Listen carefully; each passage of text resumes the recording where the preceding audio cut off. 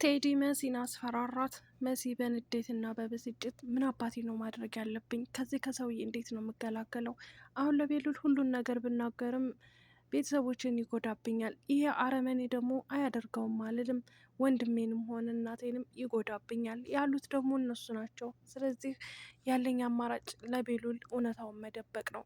ግን ደግሞ ቤሉል ዝም አይለኝም በማለት ጥያቄ ገባባት። መሲ ግን አሁን ላይ ሁሉን ነገር መናገር አለባት። ምክንያቱም አንደኛ እንትና ይሄ ማን ነበረ ቤሉል ሁሉን ነገር ማወቅም ይፈልጋል። አዶኒም ደግሞ አባቱ ሙቶ ማን እንደገደለው አለማወቁ እስካሁን ድረስ እየጸጸተው ይገኛል።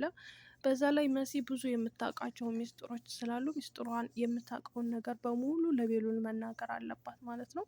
እንግዲህ ቤሉል ከሰማና አዶኒ ከሰማ ሁሉም ነገር ግልጽ ይሆንላቸዋል ማለት ነው። የቤሉልንም አባት እንዳገቱት እርግጠኛ ነኝ። ቴዲ ቤት የታገተው ሰውዬ የቤሉል አባት ነው ማለት ነው። ስለዚህ እንትናም አታውቅም፣ ሄለንም አታውቅም እዛ ቤት የታገተው የቤሉል አባት እንደሆነ ሙሉ ለሙሉ እርግጠኛ ነኝ ማለት ነው። በመቀጠል ሜሲ በድጋሚ ደውላ ቴድን እንግዲህ ይቅርታ አሳልፌ ልሰጥህ ነው አላለችም። አንቺ እሱ ሲጎዳሽ ይቅርታ ብሎ ነው እንዴ ሲጎዳሽ የነበረው? ኧረ ተይ መሲ አታቃጥሊን ታይ እንዴ! አሁን እኛ ደህና ስራ ሰራሽ፣ አመለጥሽ፣ መረጃ ይዘሽ ወጣሽ እያለን ደስ እያለን አንቺ በድጋሚ መልሰሽ እንደ ግመል ሽንት ወደኋላ። ኧረ ተይ! ኧረ ተው ፍቅር ግን እንደ አንዳንድ ጊዜ ውር ነው እንዴ! እንዴ አዙሮም አሳልፎም አያሳይም እንዴ! ፍቅር ማለት ይሄ ነው።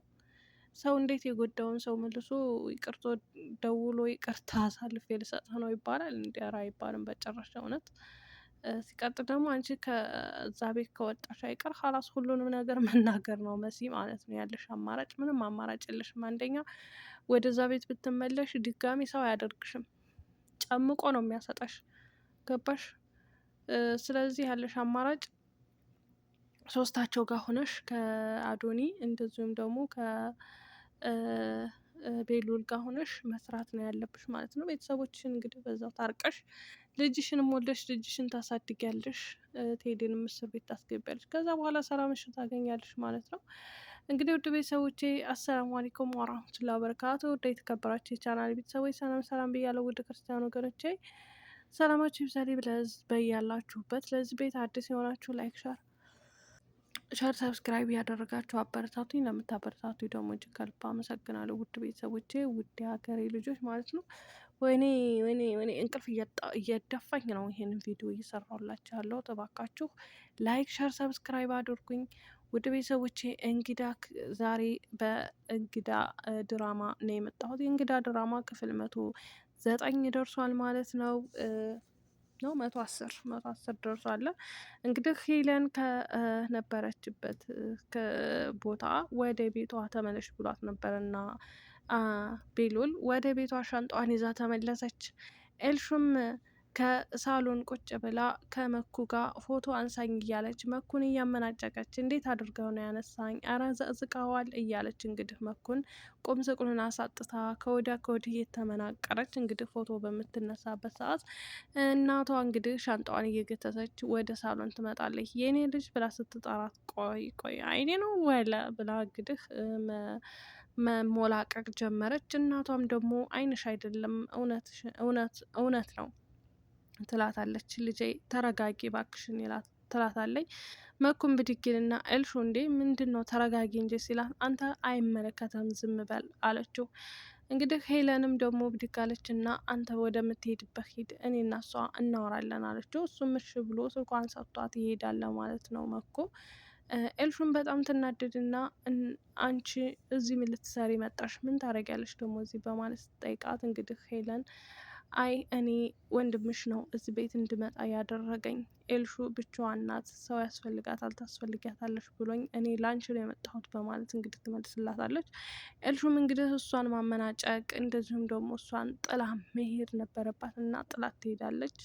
እናቷን አለመቅረቧ አሁን ላይ አሪፍ ነው ባይነኝ እንደኔ። ምክንያቱም ልጇን እየተጠቀመች ሰውን እየጎዳች ስለሆነች። ኤልሹ በተለይ የቤሉል እህት አለመሆኗን ካወቀች እንደገናም ደግሞ የአዶኒን አባት እንደገደለች ልጆችን እያፈነች እንደምታሳግት እናቷ ያንን ይህ ሁሉ ወንጀል እየሰራች መሆኗን ስታውቅ እናቷን ትጠላታለች ብዬ አስባለሁኝ።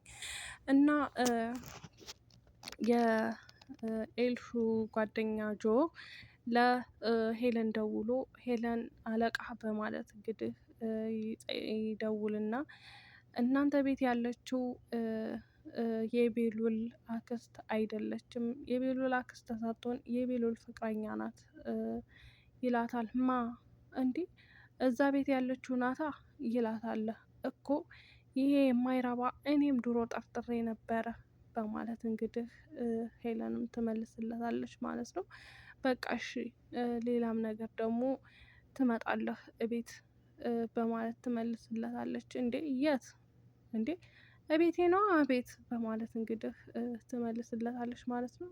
ጆም ደግሞ እሺ ብሎ ትዕዛዟን ይቀበላል። ምክንያቱም ጆ እሷ እናቱን ስለያዘችበት እናቱን ስለምታሰቃይበት ያለው አማራጭ እሷ ጋር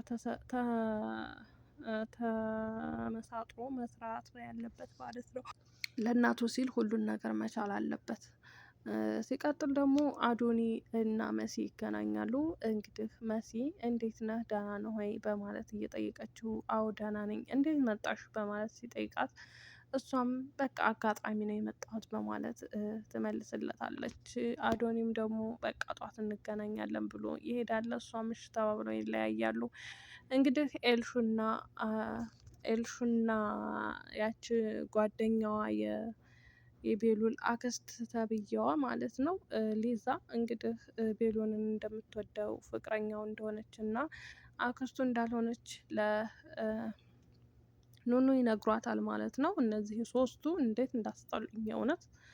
ኤልሹም እንግዲህ ፍቅረኛው እንደሆነች አጥብቃ ትነግረዋለች። ኑኑያትም ከክላስ ሄዳ ማልቀስ ኑኑያት እንግዲህ ማልቀስ ነው ስራዋ፣ ማልቀስ ማልቀስ ሌላ ነገር የላትም ማለት ነው። እና እያለቀሰች በነበረችበት ሰዓት በቃ እያስታወሰች አክስቱ እንደሆነ አድርጎ እንደነገራት እንደዚሁም ደግሞ ልብስ ሲገዛላት የነበረውን ፓርት እያተመለሰች እያሰበች በጣም ቁጭ ብላ ማልቀስ ጀመረች ኑኑያት። በነገራችን ላይ ኑኑያት እና ቤሉል አንድ ላይ ነው መሆን ያለባቸው። ኑኑያትም በዚህ ቦታ ላይ በጣም ተሰቃይታለች። እንግዲህ እንደምታውቁት ከዚህ በፊት እንትና ማለት ነው ሄለን ኑኑያትን አሳግታት እንደዚሁም ደግሞ HIV ያለብሽ ብላ አስመርምራ ወረቀቱን እንዳለባት ስትነግራት ብዙ መስዋዕት ከፍላለች። ኑኑያት የቤሉልና የቤሉል ብቻ ናት። ምክንያቱም ቤሉልና ኑኑያት ናቸው የሚመጣጠኑት። እንትና ደግሞ አርፈሽ ተቀመጪ ሊዛ ማለት ነው።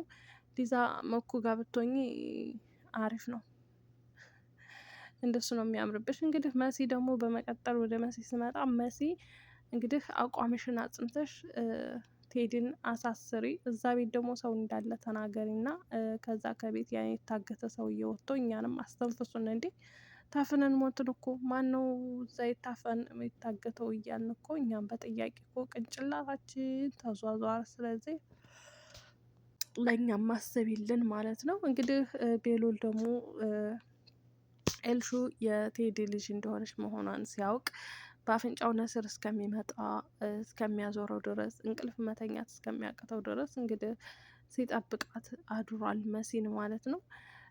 በጣም ተናደዋል፣ በጣም ተበሳጭቷል። ምን እንደሚያደርግ እንግዲህ ከዚህ በኋላ አይታወቅም። መሲም ደግሞ ይህን ሁሉ እያወቀች እንዴት ዝም አልሽ? እንዴት ጸጥ ብለሽ ትምታያለሽ? በማለት መሲን እየወቀሳት ነበረ። መሲ ደግሞ ቤተሰቦችን እገልብሻለሁ ብላኝ ስለነበረ ለዛ ነው የደበኩት። ሲቀጥል ደግሞ ሁሉንም ነገር ስለማውቅ እነግርሃለሁ በማለት እንግዲህ ቀጠሮ ሰጥታው ነበረ። በዛን ሰዓት ለቴዲ ደውላ መናገሯ አናዶኛል። የምን ይቅርታ ነው ደግሞ እሱን ለሱ ሳይናገሩ ውስጡን እየሰሩ እሱን ማስያዝ ነበረባቸው። እና ሆኖም እንግዲህ ውድ ቤተሰቦቼ ዛሬ ቪዲዮ ይህንን ይመስላል። አጠር ያለ ነው። ቪዲዮውን እስከ መጨረሻው ድረስ ይውልኝ። ላይክ፣ ሸር፣ ሰብስክራይብ አድርጉኝ። አበረታቱኝ። ለምታበረታቱኝ ከልብ አመሰግናለሁ ውድ ሀገሬ ልጆች። በያላችሁበት ሰላማችሁ ይብዛልኝ። በቀጣይ ቪዲዮ እስከምንገናኝ ድረስ ሰላም ሁኑልኝ። ቻው